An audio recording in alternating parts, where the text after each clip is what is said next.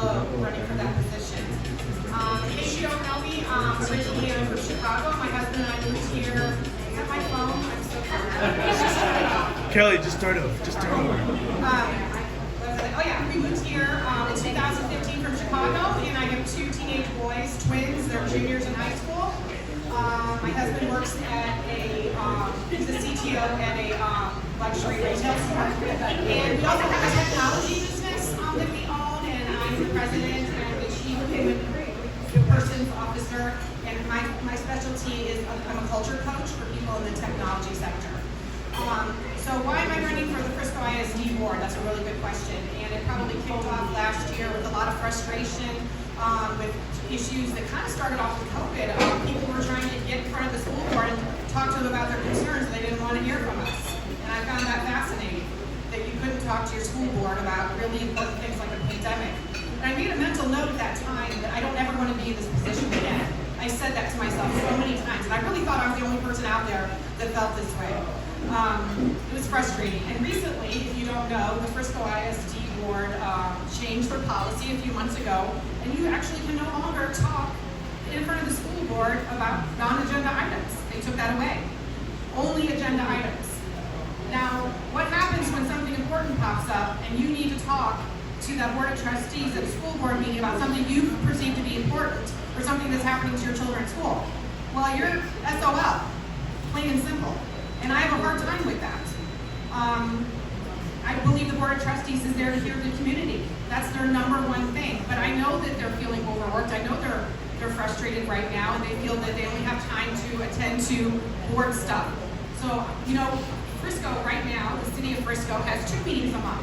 I'm proposing we do the same thing. We've got 65,000 students. It's time.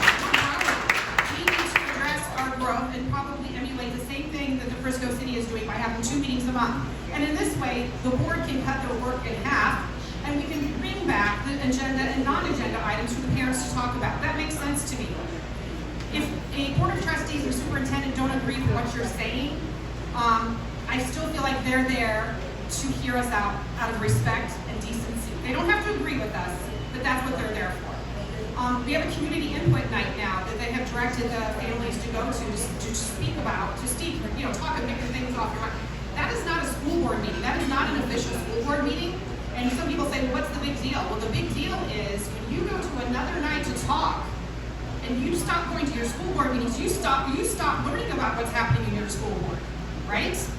And then they're making decisions without you guys present based on just their 7 thoughts, and not everyone present talking to them directly at school board meetings. It's a dangerous thing.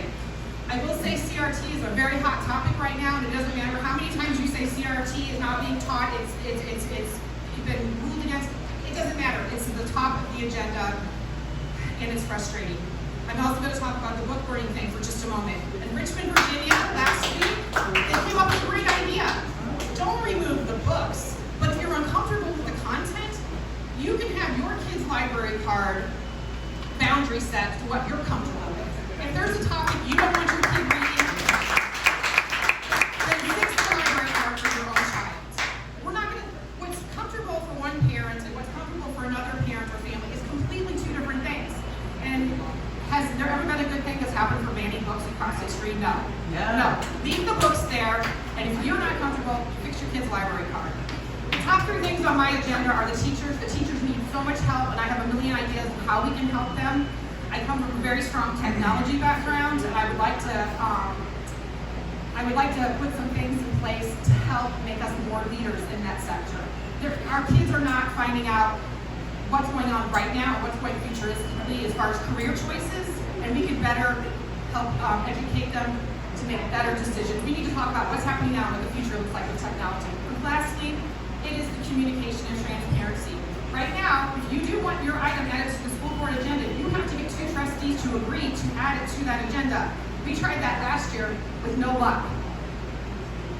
So what happens when something important happens and you cannot talk to your school board? And so the last thing I'm going to mention here is diversity. I have a very strong understanding of diversity across Frisco ISD. My husband being Indian, my kids being brown kids, and I'm looking at the school board. Do we have proper representation up there for our numbers and what it looks like right now? No, 60% of Frisco ISD right now is the minority. Do you know that? But if everybody came together and voted, we would have a proper representation up there that reflects our community.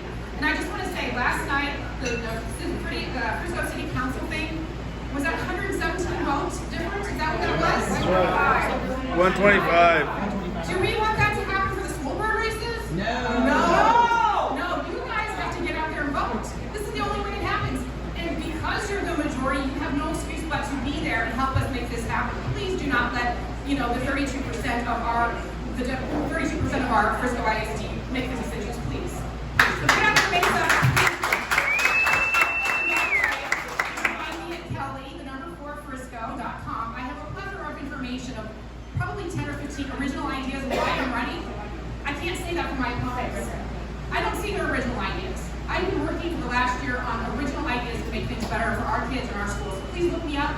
I do need block walkers, I need donations, but most importantly, I need you to be there May 7th, and please spread the word and tell your friends. Okay? Thanks, guys. Thank you so much, Kelly, for putting yourself out there.